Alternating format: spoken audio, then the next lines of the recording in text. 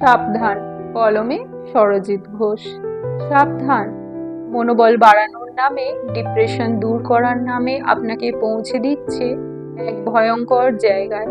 আপনি হয়ে উঠছেন স্বার্থপর, আপনাকে করে দিচ্ছে আরো একা।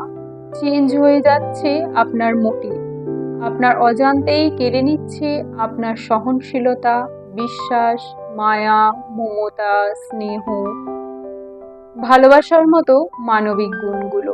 আর কদিন পর আপনি বেঁচে থাকার ইচ্ছাও হারাবেন। যত তাড়াতাড়ি পারবেন সরে আসুন তাদের থেকে যারা এই কাজগুলো করছে। দেখবেন সোশ্যাল নেটওয়ার্কে এসে মোটিভেট করার নামে কিছু মানুষ এই ধরনের কাজগুলো করছে। বিশেষত সেই সব লেখক লেখিকা যারা লিখছে এই ধরনের নেগেটিভ কথাগুলো, তারা লিখছে কাউকে বিশ্বাস করবে না, মন থেকে কাউকে ভালোবাসবেন না, ভালোবাসতে হলে নিজেকে ভালোবাসুন, কারোর উপকার করবেন না, উপকার করার আগে ভেবে উপকার করুন, কারণ সবাই উপকারের দাম দেয় না, ইত্যাদি ইত্যাদি। ঠিক এই ধরনের কথাগুলোই লিখছেন। আর সেই কথাগুলিকে কন্টেন্ট হিসাবে বেছে নিয়ে ভিডিও করে সোশ্যাল নেটওয়ার্কে ছেড়ে দিচ্ছে কিছু মানুষ। আঘাত পাওয়া, ঠকে যাওয়া, প্রতারিত হওয়া, ডিপ্রেশনে চলে যাওয়া মানুষ খুব সহজে এগুলোকে গ্রহণ করছে। এগুলোকে গ্রহণ করে কাজের কাজ কিছুই হচ্ছে না, আপনার ডিপ্রেশন বিন্দু মাত্রও কমছে না, আপনার মনকে আরো বিষিয়ে দিচ্ছে। মানুষের প্রতি যতটুকু বিশ্বাস ছিল সবটুকু নষ্ট করে দিচ্ছে।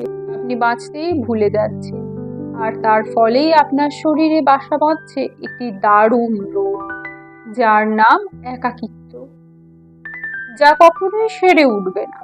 ডিপ্রেশনের কোনো ওষুধ নেই। আপনি যদি ভাবেন আপনার ডিপ্রেশনকে ওইভাবে সরিয়ে দিতে পারবে, জানবেন আপনার ভাবনাটাই ভুল। এমন এক অসুখ আপনি যদি নিজেই সরিয়ে নিতে পারেন তবেই সারবেন। মনের ঘরে কারোর হাত নেই। পজিটিভ চিন্তা করুন, পজিটিভ লেখা পড়ুন। যা পড়লে বা যা শুনলে মনে বিশ্বাস জন্মাবে সেইগুলি রপ্ত করুন। ভালো মানুষ পৃথিবীতে অনেক, জানবেন দু একটা কাঁকড় চালে মিশেই থাকে, তবে কাঁকড়ের চাল নয়। মানুষ হয়ে জন্মেছি যখন ঠকবো না, প্রতারিত হব না, এমন হয় নাকি? তেমনি মানবিক গুণের সঠিক সদ্ব্যবহার না করলে মানুষ হলাম কেন?